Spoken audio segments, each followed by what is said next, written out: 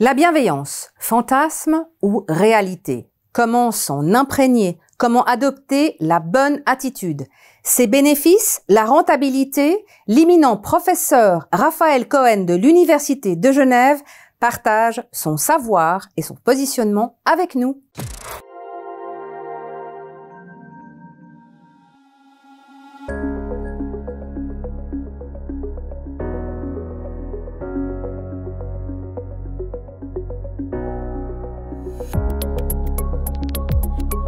Professeur Raphaël Cohen, bonjour, bienvenue avec nous. Bonjour. Nous allons parler de bienveillance et c'est un sujet assez abstrait pour beaucoup de gens. Alors, je vais aller un peu droit au but. Selon ce que vous avez envie de partager avec nous, est-ce un fantasme ou une réalité dans ce monde, je dirais plus particulièrement dans le monde du travail? Alors d'abord, il faut se mettre d'accord sur ce que c'est que la bienveillance, parce que pour beaucoup de personnes, la bienveillance est confondue avec la gentillesse. Et là, on est dans le monde des bisounours. Or, la bienveillance, c'est d'avoir à cœur l'intérêt de l'autre, c'est de faire ce qui est bien pour l'autre. Et ce n'est pas toujours gentil, donc il peut arriver que moi je fasse quelque chose qui peut être perçu comme non bienveillant, mais en fait que je le fasse pour le bien de l'autre personne. La bienveillance dans l'entreprise, ça devrait être le quotidien. Personne n'a envie de s'engager si on a le sentiment que notre direction n'est pas bienveillante. Donc, on a tous besoin de bienveillance. Et c'est pour ça que moi j'ai la conviction que la bienveillance est une nécessité. Concrètement, est-ce que vous pourriez nous donner un exemple d'un type de comportement bienveillant? Alors on peut parler d'un cadre vis-à-vis d'un collaborateur, mais on peut parler de deux employés qui sont des employés de bureau dans le sens des personnes qui travaillent ensemble, mais sans nécessairement une différence de hiérarchie. Un exemple. Un exemple de bienveillance au quotidien, c'est de montrer à quelqu'un comment faire quelque chose, c'est d'enseigner une compétence, même si l'autre n'en a pas le besoin immédiat. C'est de partager son savoir, c'est de partager de l'information. Ça, c'est de la bienveillance parce que ça peut être utile à l'autre personne un jour. La rétention d'informations, c'est l'inverse de la bienveillance. Est-ce qu'on peut dire que la bienveillance, et là je vais parler au conditionnel, a une valeur ajoutée, aurait une valeur ajoutée en termes économiques, financiers, dans un contexte d'entreprise? Vous savez, le but n'est pas d'être bienveillant pour être bienveillant. Nous sommes dans un monde de business, et dans le monde du business, il faut que ça soit rentable. Or, la rentabilité, elle est maximisée quand les gens sont engagés. Donc, si on a des collaborateurs engagés, il était démontré que cet engagement augmente la productivité, augmente les profits à concurrence de 35%. Ça, c'est Pricewaterhouse qui l'a démontré. Et comment peut-on imaginer que des gens aient envie de s'investir si ils ont le sentiment qu'on n'est pas bienveillant avec eux? Impossible. Donc en fait, la bienveillance, c'est un moyen qui permet d'amener les collaborateurs à être réellement engagés et donc à maximiser la performance de l'organisation. Donc c'est dans l'intérêt de tout le monde.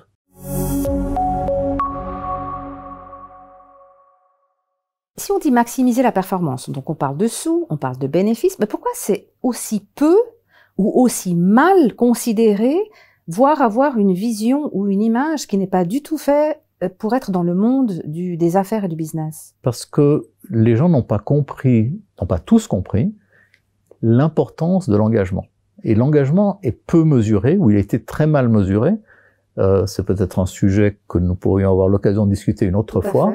Et au moment où on comprend le rôle de l'engagement, l'impact de l'engagement, eh bien, on comprend que ça vaut la peine de s'intéresser à ce qui va y contribuer.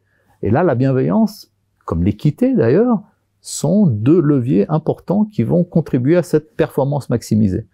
Donc, la bienveillance, on n'a pas besoin d'être bienveillant juste comme une finalité en soi. La bienveillance, c'est efficace, ça paye. Alors, quels sont les défis? Prenons un leader d'aujourd'hui qui a l'habitude d'avoir soit un management plutôt dictatorial, soit directif.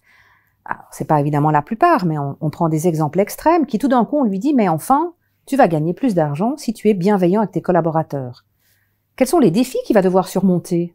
Le premier défi, ça va être de surmonter ses propres croyances. C'est de croire que parce qu'on paye les gens, on a de l'engagement. Et c'est de croire que la manière de manager, c'est la manière militaire, top-down, comme elle est vécue dans un certain nombre d'organisations. Donc, ça demande un changement de paradigme, ça demande un changement de vision du monde. Et ceux qui mettent en œuvre un leadership qui est plus équitable et plus bienveillant se rendent très très vite compte de l'impact que ça a sur le plaisir qu'ils ont à diriger et sur les résultats qu'ils obtiennent. Moi, j'ai un nombre de témoignages incroyables de cadres qui me disent « mais depuis que je pratique ce type de leadership, ça a changé ma vie ». Et j'en retire beaucoup plus de gratification. On va aborder un sujet, disons, un peu touchy, un peu sensible. Est-ce qu'il y a des profils typiques qui vont pratiquer plus facilement la bienveillance que d'autres? Et là, évidemment, je rentre dans le sujet sensible, homme-femme. Ou alors, c'est pas du tout le cas, et puis vous avez des profils en fonction de leur éducation, ou bien de leur culture, ou de leur origine. Alors écoutez, quand on parle homme-femme, on parle toujours de stéréotypes. D'accord? Et si on s'en tient simplement aux stéréotypes, il a été démontré que les femmes réagissent plus favorablement, en tout cas leur cerveau, les circuits de la récompense de leur cerveau réagissent plus favorablement aux comportements prosociaux, c'est-à-dire qui se font dans l'intérêt de l'autre. Alors que les hommes ont un cerveau qui réagit plus aux comportements égoïstes. Alors c'est le résultat de l'éducation, mais c'est un fait. Donc on pourrait imaginer que statistiquement, les femmes seraient plus prosociales et plus bienveillantes.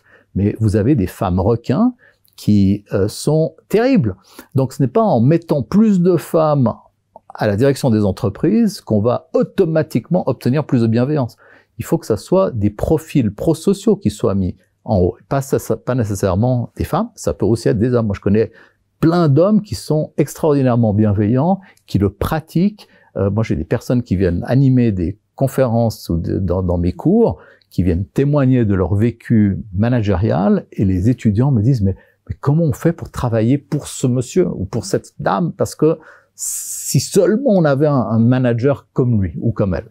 Donc, il y a effectivement des personnes qui ont plus de prédispositions que d'autres, et ce n'est pas nécessairement une question de genre. En fait, quand vous nous parlez, je vous écoute, ça me paraît tellement d'un bon sens et d'une évidence, mais c'est pas si évident que ça. Donc, comment est-ce qu'on pourrait imaginer le marché de l'emploi de demain en pratiquant, en prônant, j'avais presque envie de dire un peu de la façon d'un prêtre ou d'un pasteur, pardonnez-moi la comparaison, disons, en prêchant que ça, c'est vraiment la solution, d'une part pour engager, d'autre part pour motiver, pour accompagner, voire guider les employés d'aujourd'hui qui, dans le monde dans lequel on vit actuellement, il y a quand même pas mal de gens qui sont assez dépités, entre guillemets. Donc, qu'est-ce qu'on pourrait leur dire et finir sur une note positive en disant « mais non, finalement, c'est ça la solution », en plus de tous les autres outils que vous nous présenterez prochainement. Vous savez, les gens vivent avec beaucoup de croyances. Il y a 2 siècles, les gens pensaient que la seule manière de fonctionner dans les entreprises, c'était l'esclavage. Et pourtant, le temps a passé et aujourd'hui, on ne parle plus d'esclavage dans le monde, en tout cas occidental. Donc, on peut fonctionner d'une autre manière. Donc, la vraie difficulté, c'est de changer les croyances. Et pour changer les croyances, il faut la conviction que ça vaut la peine de changer ses croyances, donc de sortir de ces a priori qui sont l'héritage de manières de fonctionner à l'ancienne, entre guillemets. Donc, moi, j'ai la conviction que on peut manager autrement. J'ai une grande quantité d'exemples autour de moi, et de fait qu'il est possible de gérer les équipes autrement et que ça donne des meilleurs résultats, et comme vous le dites, du bon sens, c'est une évidence. Mais ça demande un changement de paradigme. C'est un petit peu l'exemple. Est-ce qu'il faut utiliser la force et la contrainte pour éduquer des enfants? Et on peut se poser la même question. Est-ce qu'il faut utiliser la force et la contrainte pour faire travailler les gens? On a réussi à faire évoluer l'éducation des enfants pour ne plus les battre. Peut-être qu'on va pouvoir faire évoluer le fonctionnement des organisations pour ne plus utiliser la force et la contrainte, mais d'utiliser l'envie que les gens ont de bien faire les choses. Mais pour ça, il faut être bienveillant avec eux, il faut être équitable, il faut les traiter correctement. Donc moi, je suis rempli d'espoir et j'ai la conviction qu'on peut aller vers un monde meilleur. Professeur Raphaël Cohen, j'ai envie de continuer avec vous et j'ai envie de rajouter qu'on va bientôt vous retrouver dans un prochain interview qui se divise en 3 parties. On va parler d'amour, on va parler d'équité, on va parler de femmes à la tête d'entreprise avec ce comportement prosocial.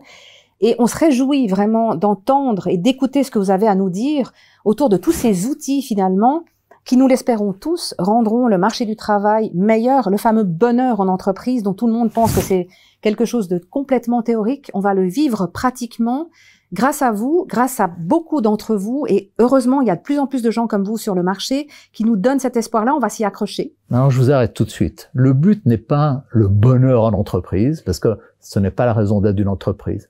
Il faut simplement que les gens y trouvent leur compte et que la direction y trouve son compte et que les gens soient bien.